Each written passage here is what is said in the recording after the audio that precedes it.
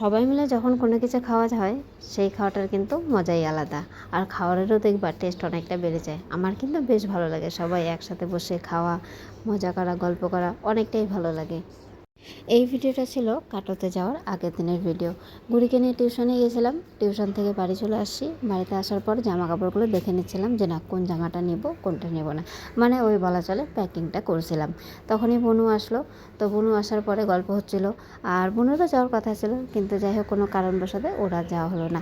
সেই জন্যই আমরা বসে বসে একটুখানি দুঃখও করেছিলাম, গল্প করেছিলাম, বেশ ভালোই লাগছিলো। তখনই দেখি যে না ঢং ঢং করে আওয়াজ হচ্ছে। আমি কিসের আওয়াজ? ঠিক ধোসার আওয়াজ। বাইরে বেরিয়ে দেখি যে হ্যাঁ ঠিক ধোসাই আসছে। তো বোন আর আমি ঠিক করে নিলাম যে চলো আজকে ধোসা খাওয়া যাক। ধোসা খাওয়ার জন্য আমাদেরকে খুব একটা বেশি দূরে যেতে হয় না, এরকম কিন্তু দুয়ারের সামনে মানে গেটের সামনেই কিন্তু ধোসা পাওয়া যায়। বেশ অনেক কয়েক মাস পরে ধোসা খাওয়া হচ্ছে, তার কারণ হচ্ছে ধোসাওয়ালাই আসছিল না। বেশ কিছুদিন হয়ে গেছিলো ধোসাওয়ালাকে দেখাই যাচ্ছিল না, সেই জন্য আমাদের খাওয়াও হচ্ছিল না। দোকানে তো অবশ্যই ধোসা পাওয়া যায়, বেশ ভালোও পাওয়া যায়, কিন্তু যাওয়ার অভাবে আর খাওয়া হয় না। বাড়ির উপরে যখন আসছে তখন দেরি না করে আমি আর বোন চলে আসছি। আর আমরা যখন ধোসা নিচ্ছিলাম তখন দেখছিলাম যে না কাকিও চলে আসে। তো বেশ ভালোই হলো যে না সবাই মিলে খাওয়া হবে। ধোসা তো বানানো কমপ্লিট, তো চলো এখন ঘরে নিয়ে যাওয়ার পালা। আর আমি ঘরে আসছিলাম পয়সা নিতে, এদিকে দেখো আমার গুড়িও কিন্তু পয়সা নেওয়ার জন্য চলে আসছে। ওর ঘটে কিছু পয়সা রাখা থাকে, মানে ওর বাবার কাছ থেকে দাদুর কাছ থেকে সবার কাছে নেয়, নিয়ে ওর ঘটে রাখে।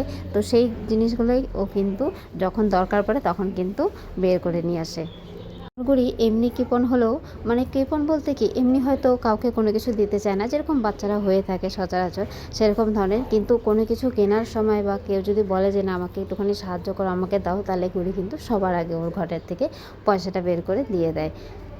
এইটুকু বয়সে ওর নিজের পয়সা দিয়ে খাবে, নিজের পয়সা দিয়ে কিছু কিনবে, ঘুরতে যাবে বা কাউকে কিছু কিনে দিবে, এই দিকে ওর কিন্তু খুব ভালো একটা ঝোঁক আছে, যে জিনিসটা আমার অনেকটাই ভালো লাগে।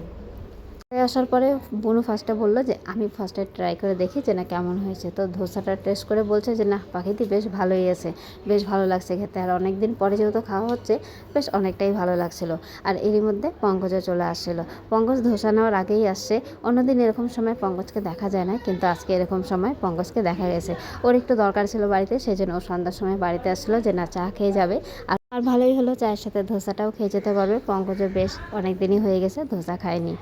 তো চলো সবাইকে এক এক করে দেওয়ার পালা। প্রথমেই তো কাকিকে দিলাম, তো কাকি বললো যে না কাকি খাবে না, কেন কি আগামীকাল হচ্ছে একাদশী। কাকি যেহেতু একাদশীর আগের দিন নিরামিষ খায় সেই জন্য কাকি আর খাবে না। বাবাকে দিলাম, তো বাবা বললো যে না বাবা খাবে না, বাবা এখন ভাত খাবে, ভাত খাওয়ার সময় হয়ে গেছে বাবার।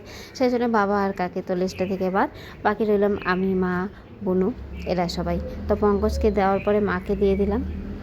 তারপরে এই যে আমরা সবাই একসাথে বসে পড়লাম, আমি, পঙ্কজ, মা, গুড়ি। গুড়ি কিন্তু খাচ্ছে না, শুধু একটু ছিঁড়ে ছিঁড়ে হয়তো মুখে দিচ্ছে, ওর সেরকম খুব একটা পছন্দ হয়নি।